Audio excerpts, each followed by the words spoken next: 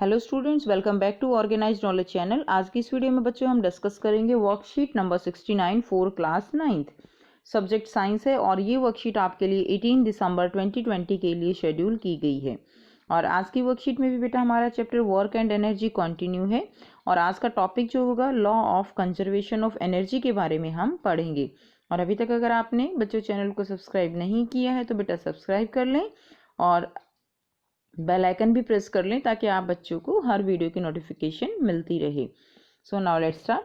जिज्ञासा दीदी, we know that energy in one form can be change to another form. कि जो energy है वो केवल वन फॉर्म से दूसरी फॉर्म में चेंज की जा सकती है। But what happen to the total energy of the system. But system की टोटल एनर्जी, उस पर इसका क्या इफेक्ट होगा। ठीक है ज्ञान, whenever energy get transform or change from one form to another the total energy of the system always remain unchange. कि जो एनर्जी है वो केवल वन फॉर्म से दूसरी फॉर्म में क्या होती है बेटा, केवल वो कन्वर्ट हो सकती है। ठीक है, लेकिन जो सिस्टम की एनर्जी है, टोटल एनर्जी है, वो अनचेंज रहती है, वो चेंज नहीं होती। इसको हम एग्जाम्पल से भी समझेंगे। This is due to the law of conservation of energy. और ये किसके कारण है, ये है law of conservation of energy के कारण। ये लॉ क्या कहता है, according to this law energy can neither be created nor be destroyed. ना तो क्रिएट किया जा सकता है ना ही डिस्ट्रॉय किया जा सकता है। It can only be transformed from one form to another form. इसको केवल वन फॉर्म से अनदर फॉर्म में ट्रांसफॉर्म किया जा सकता है। The law of conservation of energy is valid in all situations. हर एक सिचुएशन में ये लॉ जो है ये ऑबे होता है, कहीं पर भी ये लॉ वायलेट नहीं होगा। And for kinds of energy transformation, कोई भी एनर्जी जो है ट्रांसफॉर्मेशन होती है तो वहाँ पे ये लॉ फॉलो होता है। नेक्स्ट देखिए, कंसीडर अ सिंपल एग्जाम्पल।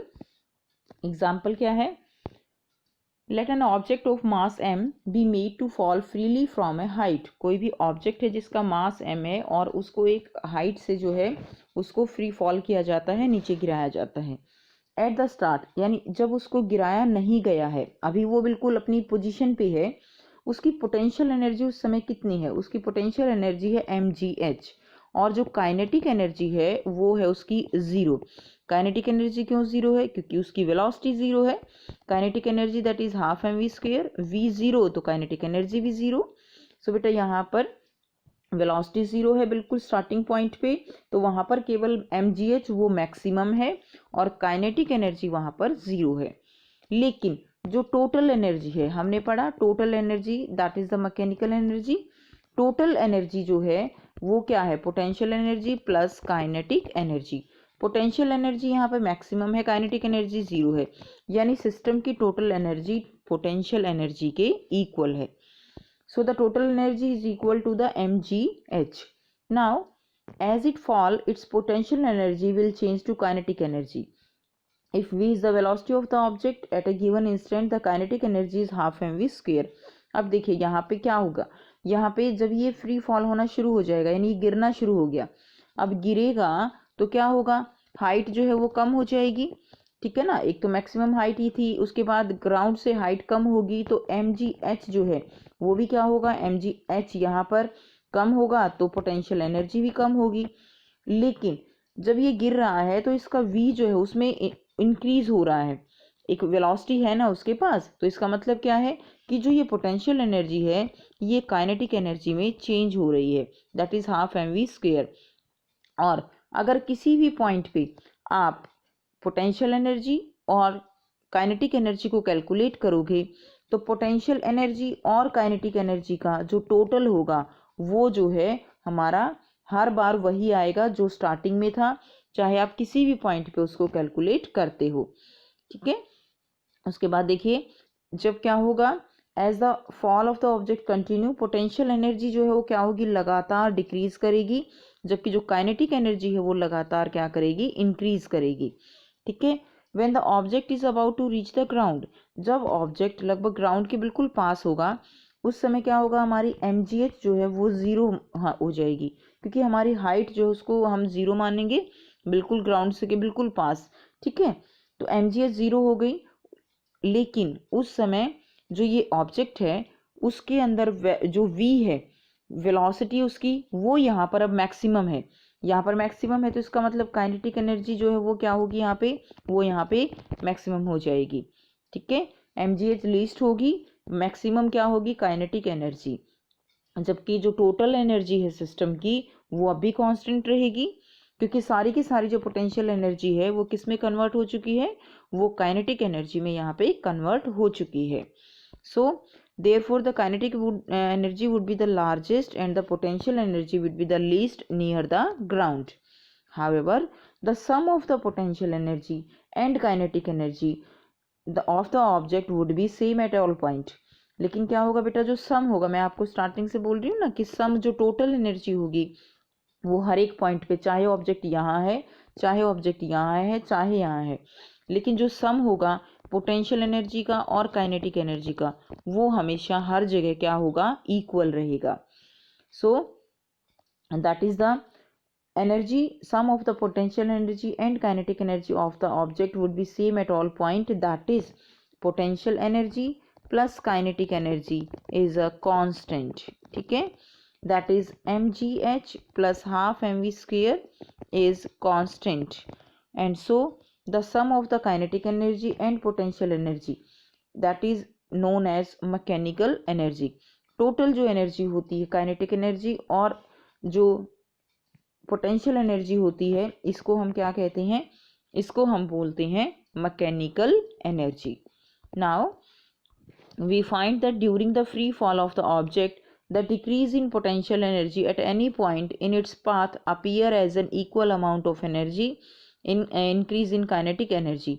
तो बेटा जब फ्री फॉल होता है, पोटेंशियल एनर्जी लगातार क्या करती है, पोटेंशियल एनर्जी लगातार डिक्रीज करती है, लेकिन जो काइनेटिक एनर्जी है वो जितनी ये डिक्रीज करेगी उतनी ही काइनेटिक एनर्जी क्या करेगी, इंक्रीज करेगी। नेक्स्ट देखिए, there is this a continual transformation of gravitational potential energy into kinetic energy. यानी लगातार क्या हो रहा है, लगातार पोटेंशियल एनर्जी वो काइनेटिक एनर्जी में कन्वर्ट हो रही है। नेक्स्ट देखिए, अब हम करेंगे क्वेश्चन आंसर बेटा। क्वेश्चन 1 है, state the law of conservation of energy. Law of conservation of energy क्या है, एनर्जी यहाँ से आप लिखेंगे, इसको डायरेक्ट दिया गया है। Question first, according to this law energy can neither be created nor be destroyed, it can only be transformed from one form to another. So यहाँ तक आप इसको करेंगे क्वेश्चन नंबर 1 का आंसर। नेक्स्ट देखिए, क्वेश्चन नंबर 2 क्या है, why does the oscillating bob eventually come to rest, what happens to its energy eventually, is it the violation of the law of conservation of energy, discuss। आपसे पूछा गया है, एक Bob है, एक बॉब जो है वो मोशन करना स्टार्ट करता है, ठीक है, ये यहाँ पे मान लीजिए फिक्स है, ये बॉब है, तो यहाँ से जब इसको हम ऐसे छोड़ते हैं तो क्या होगा, ये एक बार इधर जाएगा, उसके बाद फिर से इधर आ जाएगा, और इसकी जो मूवमेंट है वो चलती रहेगी, लेकिन धीरे धीरे इसकी मूवमेंट कम हो जाएगी और ये एट लास्ट किस पे आ जाएगा, रेस्ट पे आ जाएगा। ऐसा क्यों हुआ, जब हमने बेटा इसको छोड़ा तो क्या था, इसके अंदर एक जो है, इसके अंदर काइनेटिक एनर्जी आ गई, ठीक है। अब वो जो एनर्जी है वो धीरे धीरे कम हो रही है, क्यों हो रही है, due to the friction of air. Air भी तो है, एयर का इसके ऊपर क्या हो रहा है, लगातार फ्रिक्शन हो रहा है, और उस फ्रिक्शन से ओवरकम होने के लिए जो काइनेटिक एनर्जी है वो लगातार कम हो रही है, ठीक है। और लगातार जो है फ्रिक्शन के कारण जो काइनेटिक एनर्जी है वो किस में कन्वर्ट हो रही है, वो हीट में कन्वर्ट हो रही है, ओके, जिसके कारण ये क्या होगा, एट लास्ट ये रुक जाएगा। तो आइए बेटा करते हैं इसका आंसर। सो बेटा यहाँ से आप इसका आंसर लिखेंगे, the bob does not oscillate for ever, it comes to rest because air resistance resist its motion. जो एयर रेजिस्टेंस है वो लगातार इसके मोशन को रेजिस्ट करेगा। The pendulum loses its kinetic energy and it convert into heat energy and stop after some time. Hence, the total energy of the pendulum and the surrounding system remain conserved. So, it is not the violation of rule. तो ये आपका जो है question number 2 का answer हो जाएगा। Next करते हैं क्वेश्चन नंबर 3। नेक्स्ट है question number 3, N object of mass 20 kilogram, मास दिया गया है बेटे आपको 20 kg, from a height of 4 metre, 4 metre से जो उसको नीचे गिराया जाता है। Complete the table by computing the potential energy and kinetic energy in each case. जी की वैल्यू आपको गिवन है, तो आपको बेटा ये टेबल कंप्लीट करनी है। इसमें height eight which object located, आपको लगातार हाइट चेंज की गई है, पहले 4 फिर 3 फिर 2 फिर 1 फिर जस्ट अबव द ग्राउंड। उसके बाद देखिए पोटेंशियल एनर्जी यहाँ पर mgh काइनेटिक एनर्जी दी गई है और टोटल एनर्जी आपको यहाँ पर बतानी है। ठीक है, ये बिल्कुल सेम वही केस है ये वाला। ठीक है, कि किस तरह से जब नीचे आती है तो जो पोटेंशियल एनर्जी है वो लगातार किस में बदल रही है, काइनेटिक एनर्जी में। हमें यहाँ पे प्रूव करना है कि जो टोटल एनर्जी है सिस्टम की वो हमेशा कंजर्व रहती है। तो आइए बेटा इसका आंसर समझ लेते हैं। सो बेटा यहाँ से आप टेबल कंप्लीट करेंगे। यहाँ पे हाइट जो है यहाँ पर m दिया गया है, यहाँ पर h जो है आएगा। ठीक है, हाइट दी गई है।